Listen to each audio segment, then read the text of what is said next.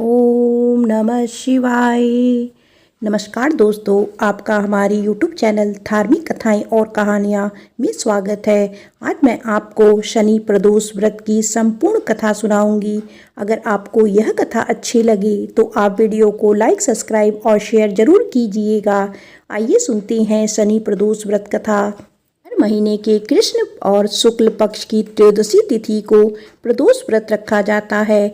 इस दिन प्रदोष काल में भगवान शिव की पूजा करके कथा का श्रवण करने से सभी मनोकामनाएं पूर्ण होती हैं। तो धार्मिक शास्त्रों में शनि प्रदोष का विशेष महत्व है, क्योंकि शनि देव भगवान शिव के परम भक्त थे और प्रदोष व्रत का यह संयोजक पवित्र और विशेष है। जो लोग शनि प्रदोष से पीड़ित हैं, उन्हें इसके बुरे प्रभाव से मुक्ति पाने के लिए शनि प्रदोष व्रत का पालन करके व्रत की कथा अवश्य ही पढ़नी या सुननी चाहिए। साथ ही साथ एक दिन भगवान शिव के साथ साथ शनि देव की भी पूजा करके शनि देव का आशीर्वाद भी लेना चाहिए। शनि प्रदोष व्रत रखने वाले भक्तों को कुंडली में चल रही शनि की महादशा से मुक्ति मिलती है और सुख, शांति और समृद्धि की प्राप्ति होती है। साथ ही उनके सभी प्रकार के भय और कष्ट भी दूर हो जाते हैं। शनि प्रदोष व्रत की पौराणिक कथा के अनुसार एक बार की बात है, नगर में एक सेठ जी रहते थे। सेठ जी के घर में हर प्रकार की सुख सुविधाएं थी। उनके पास अपार धन संपत्ति थी, लेकिन उन्हें एक ही दुख था कि उनकी कोई संतान नहीं थी। इसी कारण सेठ और सेठानी दुखी रहते थे। उन्होंने संतान प्राप्ति के कई उपाय किए, व्रत उपवास रखे, लेकिन सफलता नहीं मिली। तब दुखी होकर कुछ समय बीतने पर सेठ जी ने अपना काम नौकरों को सौंप दिया और खुद सेठानी के साथ तीर्थ यात्रा के लिए चल पड़े। अपने नगर से बाहर निकलने पर उन्हें एक साधु महाराज मिले, जो कि ध्यान मग्न बैठे हुए थे। सेठ और सेठानी साधु के पास गए और हाथ जोड़कर उनसे ध्यान से उठने का इंतजार करने लगे। काफी देर बाद जब साधु महाराज ने आंखें खोली, तब उन्हें पता चला कि उनके समक्ष कोई बहुत देर से आशीर्वाद लेने की प्रतीक्षा में बैठा हुआ है। साधु ने सेठ और सेठानी से कहा कि मैं तुम्हारा दुख समझता हूँ, तुम इससे मुक्ति पाने के लिए शनि प्रदोष व्रत करो, इससे तुम्हें संतान सुख अवश्य ही प्राप्त होगा। फिर साधु ने सेठ सेठानी को प्रदोष व्रत की विधि बताने के साथ भगवान शिव की वंदना करने के लिए भी कहा। भगवान शिव की वंदना इस प्रकार की जाती है। हे रुद्रदेव शिव, आपको नमस्कार है। शिव शंकर जगत गुरु, आपको नमस्कार है। हे नीलकंठ सुर, आपको नमस्कार है। शशि मौली चंद्र सुख, आपको नमस्कार है। हे उमाकांत सुधी, आपको नमस्कार है। उग्र रूप मन, आपको नमस्कार है। ईशान ईश्वर नमस्कार। विशेश्वर प्रभु शिव, आपको नमस्कार है। साधु से इस प्रकार वंदना करने का विधान जानकर सेठ और सेठानी ने साधु महाराज को धन्यवाद किया और उनसे आशीर्वाद लेकर तीर्थ यात्रा के लिए चल पड़े। तीर्थ यात्रा से लौटने के बाद दोनों ने मिलकर शनि प्रदोष व्रत किया, जिसके प्रभाव से जल्दी उनके घर में एक सुंदर पुत्र का जन्म हुआ। इस प्रकार शनि प्रदोष व्रत रखने से सेठ सेठानी का घर खुशियों से भर गया। शनि प्रदोष व्रत के दिन जो भी भक्त जिस भी कामना को लेकर प्रदोष व्रत रखता है, उसकी वह मनोकामना भगवान शिव और शनि देव की कृपा से अवश्य ही पूरी होती है। प्रेम से बोलो शनि देव महाराज की जय। आइए सुनते हैं शनि देव की कथा। प्राचीन समय की बात है। सूर्य, चंद्रमा, मंगल, बुध, बृहस्पति, शुक्र, शनि, राहु, केतु अर्थात यह 9 ग्रह एक साथ एकत्रित हुए। परस्पर वाद विवाद होने लगा कि हम लोगों में सबसे बड़ा और श्रेष्ठ कौन ग्रह है। सभी अपने आप को बड़ा मान रहे थे। कोई भी अपने आप को छोटा कहा जाना पसंद नहीं कर रहा था। बहुत तर्क वितर्क के पश्चात भी जब कोई निर्णय नहीं हुआ, तो सभी ग्रह आपस में उलझते हुए अपने विषय के प्रति गंभीर हुए। देवराज इंद्र के पास जा पहुँचे और बोली, हे इंद्र, आप सब देवों के देव हैं। हम सभी ग्रहों में मतभेद हुआ है कि हम में से बड़ा कौन है और कौन छोटा। आप इस बात का फैसला कीजिए। राजा इंद्र सारी बातें सुनकर तुरंत समझ गए, किंतु उन्होंने कोई जवाब नहीं दिया। फिर वे बात टालने की कोशिश करते हुए बोले, मुझ में इतना सामर्थ्य तो नहीं है जो आपके छोटे और बड़े का निर्णय करूं। मैं अपने मुंह से कुछ नहीं कह सकता। हाँ, एक उपाय है। इस समय भूलोक में उज्जैन नगरी के राजा विक्रमादित्य सबसे पहले अच्छा और न्याय करने वाला है। अतः आप सभी उनके पास जाओ। मैं आपका न्याय करने में असमर्थ हूँ, परंतु राजा विक्रमादित्य अवश्य ही न्याय करेंगे। देवराज इंद्र ने इन वचनों को सुनकर सभी ग्रह पृथ्वी लोक पर राजा विक्रमादित्य के दरबार में जा पहुँचे और अपनी समस्या से उन्हें अवगत करा दिया। राजा विक्रमादित्य उनकी बात सुनकर अत्यंत चिंतित हो गए। तुरंत ही उन्हें कोई जवाब नहीं सूझा, इसीलिए शांत रहें। वे मन ही मन सोच रहे थे कि ये सभी ग्रह हैं, किसे छोटा कहूँ और किसे बड़ा कहूँ। जिसे छोटा कहूँगा वही मुझसे कुपित हो जाएगा। न्याय के लिए ये मेरे पास आए हैं तो मुझे न्याय करना ही होगा, परंतु किस प्रकार न्याय करूँ। शांत चित्त से विचार करने के पश्चात एक उपाय मानस पटल पर आ ही गया। फलस्वरूप उन्होंने स्वर्ण, चांदी, कांसी, पीतल, शीशा, रांगा, जस्ता, अभ्रक और लोहा 9 धातुओं के 9 सिंहासन बनवाए और उन सभी आसनों को अपनी राज्यसभा में क्रम से विधि पूर्वक, जैसे सोने का सिंहासन सबसे आगे तथा लोहे का सबसे पीछे रखवा दिया। के पश्चात राजा विक्रमादित्य ने राज ज्योतिषी को बुलाकर आदेश दिया कि ज्योतिष ग्रंथों में जिस क्रम में ग्रहों का स्थान है, उसी क्रम से ग्रहों के आसन ग्रहण करने की प्रार्थना की जाए। इस प्रकार सबसे उत्तम तथा सबसे आगे रखा हुआ स्वर्ण का बना सिंहासन सूर्य को मिला, चांदी का सिंहासन चंद्रमा को तथा शेष धातुओं के सिंहासन अन्य ग्रहों को मिले। सबसे पीछे रखा हुआ और लोहे का बना सिंहासन शनि देव को मिला। राजा विक्रमादित्य इस बात को अपना अपमान समझते हुए शनि देव क्रोध से लाल हो गए और उनकी भ्रुकुटियां तन गई, जबड़े भिन्न गए, मुट्ठियां भिंच गई। फिर वे आग बबूला हो क्रोध में बोली, हे मूर्ख राजा, तू मेरी पराक्रम और मेरी शक्ति को नहीं जानता। सूर्य एक राशि पर 1 महीना, चंद्रमा 2.25 दिन, मंगल 1.5 महीना, बृहस्पति 13 महीने, बुध और शुक्र 1 महीने, राहु और केतु उल्टे चलते हुए केवल 18 महीने ही एक राशि पर रहते हैं, परंतु मैं एक राशि पर 2.5 अथवा 7.5 साल तक रहता हूँ। बड़े बड़े देवताओं को मैंने कठोर दुख और कष्ट दिए हैं। राजन, ध्यान पूर्वक मेरी बात सुनो। मर्यादा पुरुषोत्तम भगवान रामचंद्र पर जब मेरी 7.5 आई तो उन्हें राज्य त्याग कर वनवास को जाना पड़ा।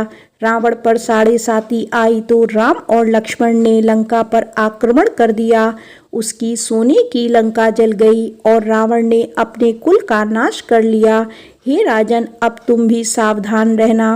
विक्रमादित्य ने कुछ सोचकर कहा, हे शनिदेव, मैंने अपनी बुद्धि और विवेक के अनुसार जो उचित न्याय सूझा वह मैंने किया। अब जो होगा वह भी देखा जाएगा। मैं आपकी धमकी से नहीं डरता। जैसा मेरे भाग्य में होगा वह तो भोगना ही पड़ेगा, चाहे अच्छा हो अथवा बुरा हो।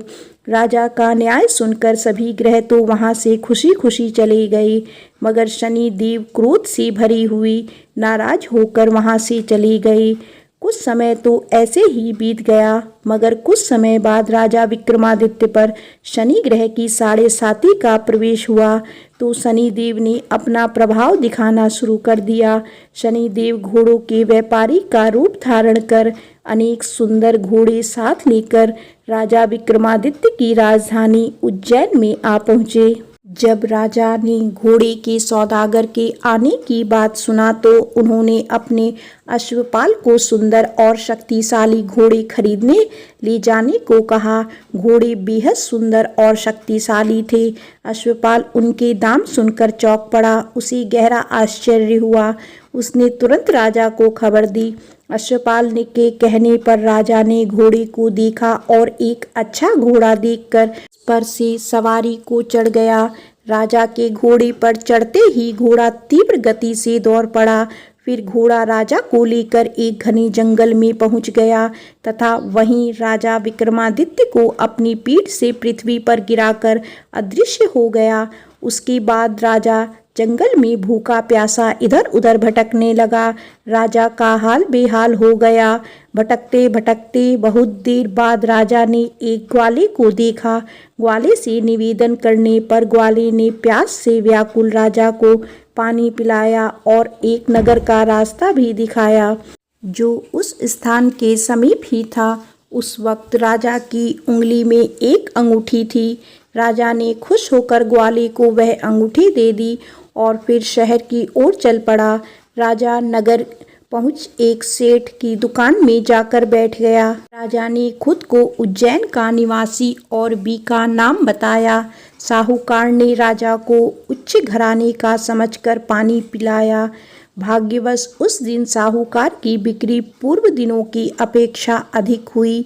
तब सेठ ने राजा को भाग्यवान मानकर उसे अपने साथ अपने घर ले गया और भोजन कराया। भोजन करते वक्त राजा विक्रमादित्य ने एक अद्भुत बात देखी कि एक हार खूंटी पर लटक रहा था और खूंटी उस हार को निगल रही थी। इस अद्भुत दृश्य को देखकर उनके पैरों के नीचे की जमीन खिसकने लगी, लेकिन वे शांत रहे। सहसा भोजन के बाद जब साहूकार खूंटी से हार उतारने के लिए खड़े हो गए, खूंटी पर वह हार नहीं मिला। तब उसने सोचा कि बीका के अलावा कोई और व्यक्ति उस कमरे में नहीं आया, अतः हार की चोरी इसी व्यक्ति ने की है। सेठ जी ने बीका पर चोरी का आरोप लगाते हुए हार लौटाने को कहा, पर राजा ने अपनी सफाई देते हुए कहा कि हे सेठ जी, मैंने आपका हार नहीं चुराया। मैंने तो हार को खूंटी को निकलते हुए भर देखा है। आपका हार खूंटी निकल गई है। खूंटी हार नहीं निकल सकती।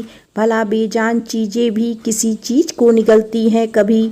इस पर विवाद बढ़ता गया और सेठ बीका को उस नगर के राजा के पास ले गया।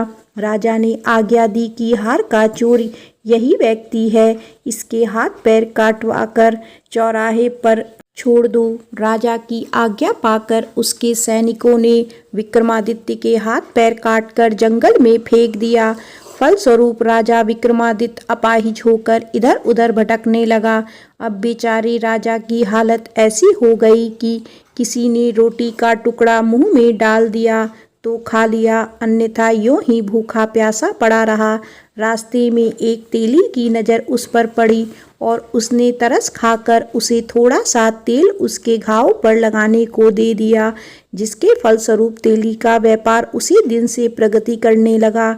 2-4 दिन का यह क्रम चलता रहा तो तेली ने व्यापार वृद्धि से प्रसन्न होकर विक्रमादित्य को अपने घर ले गए और कोलू पर बिठा दिया। विक्रमादित्य कोलू पर बैठकर अपनी आवाज़ से बैलों को हाँकता रहा। कुछ वर्षों में शनि की दशा समाप्त हो गई। बीका अपनी उदासी काटने के लिए कभी कभी मल्हार राग गाया करता था। एक रात वह वर्षा को देखकर राग मल्हार गाने लगा। उसका गीत सुनकर उस शहर के राजा की कन्या उस पर मोहित हो गई। उसने दासी से खबर लाने के लिए कहा कि देख तू जरा इस राग को कौन गा रहा है। दासी ने देखा कि एक अपाहिज व्यक्ति तेली के कोल्हू पर बैठा मल्हार राग गा रहा है। दासी ने महल में आकर सारा वृतांत कह सुनाया। उसी समय राजकुमारी ने निर्णय ले लिया कि उस व्यक्ति से शादी करेगी जो मल्हार राग गा रहा था। प्रातःकाल दासी जब राजकुमारी को जगाने गई तो राजकुमारी ने खाना पीना भी त्याग कर बिस्तर पर पड़ी पड़ी रो रही थी। दासी राजकुमारी का यह हाल देखकर घबरा उठी। वह तुरंत राजा रानी के पास जा पहुंची और उसने सारी बात कह सुनाई। राजा रानी तुरंत राजकुमारी के पास आई और उससे उसके दुख का कारण पूछा। बेटी, तुम क्यों अनशन के लिए पड़ी हो? तुम्हें किस बात का दुख है? जो भी पीड़ा तुम हमसे कहो, हम तुम्हारा दुख दूर करने का प्रयास करेंगे। राजकुमारी ने अपने मन की मंशा राजा रानी को बता दी। बेटी, वह अपाहिज है, तेली के कोलू को बैल हाँकता है, वह भला तुम्हें क्या सुख देगा? तुम्हारा विवाह तो किसी राजकुमार से होगा। मेरा कहा मानो और अपनी यह जिद छोड़ दो। मगर राजकुमारी अपनी जिद पर अड़ गई। राजा रानी के अतिरिक्त परिजनों ने भी राजकुमारी को काफी समझाया, मगर राजकुमारी नहीं मानी। वह अपनी जिद पर अड़ी रही। उसने कहा, यदि मेरा विवाह उस व्यक्ति के साथ नहीं हुआ तो मैं अपने प्राण त्याग दूंगी। बेटी की जिद देख राजा क्रोधित हो उठा और बोला, तेरी ऐसी ही जिद है तो तुझे अच्छा लगे वैसा ही कर। फिर राजा ने तेली को बुलवाया, उसे सारा हाल कह सुनाया और तेली को अपाहिज व्यक्ति से अपनी बेटी के विवाह की तैयारी करने का आदेश दिया। तब फिर राजकुमारी का विवाह अपाहिज विक्रमादित्य के साथ हो गया।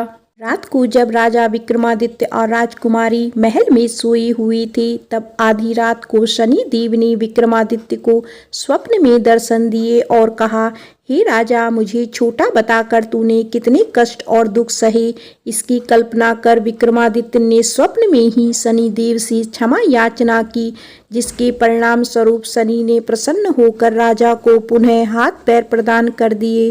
राजा गदगद हो गया। शनि महाराज के गुणगान करने लगा। तत्पश्चात विनय करते हुए राजा विक्रमादित्य ने कहा, हे शनिदेव, आपके जैसा दुख मुझे दिया, ऐसा आप दुख किसी को ना देना। शनिदेव ने राजा की प्रार्थना स्वीकार कर बोले, जो व्यक्ति मेरी कथा सुनेगा कहेगा उसे कोई दुख नहीं होगा, और जो व्यक्ति नित्य मेरा ध्यान करेगा, शनिवार को मुझे तेल अर्पण करेगा या चींटियों को आटा खिलाएगा, उसके संपूर्ण मनोरथ पूर्ण होंगे। इतना कहकर शनिदेव अंतर ध्यान हो गए।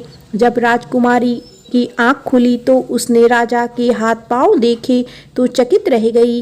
विक्रमादित्य ने सब हाल कह सुनाया तो राजकुमारी बहुत प्रसन्न हुई।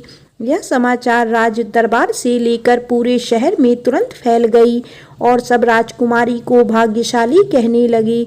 जब सेठ ने यह बात सुनी और यह जानना कि यह व्यक्ति कोई साधारण व्यक्ति नहीं बल्कि राजा विक्रमादित्य हैं, तो वह उनके कदमों में आ गिरा और अपने किए की माफ़ी मांगने लगा।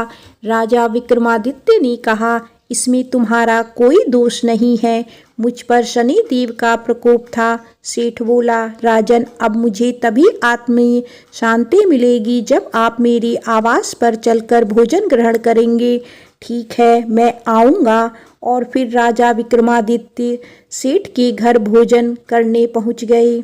जिस समय वह भोजन कर रहे थे, एक आश्चर्यजनक बात हुई। जो खूंटी पहले हार निगल रही थी, वही अब हार उगल रही थी। भोजन ग्रहण के पश्चात साहूकार ने कहा, राजन, मेरी श्री कवर्णी नाम की एक कन्या है, उसका पारिग्रहण आप करें। इसके बाद सेठ ने अपनी रूप यौवन से संपन्न कन्या का विवाह बड़ी धूमधाम से राजा विक्रमादित्य के साथ करा दिया। राजा विक्रमादित्य कुछ दिन वहां रहने के पश्चात सेठ से विदा लेकर राजकुमारी मनभावती, सेठ की पुत्री श्री कवर्णी तथा दोनों स्थानों से प्राप्त रत्न आभूषण और अनेक दास दासियों के साथ अपनी राजधानी उज्जैन में लौट आई। आवागमन पर सारे राज्य में खुशियां मनाई गई। राजा ने अपने राज्य में ढिंढोरा पिटवा दिया कि संपूर्ण ग्रहों में शनिदेव श्रेष्ठ और बड़े हैं। मैं उन्हें छोटा कहा, इसीलिए मुझे इतने दिन कष्ट उठाने पड़े। तभी से उनके राज्य में शनि देव की पूजा होने लगी। सभी घरों में शनि की कथा का पाठ होने लगा, जिसके कारण उस उज्जैन नगरी के निवासी समस्त दुख सुखों को प्राप्त करते थे। प्रेम से बोलो शनिदेव महाराज की जय।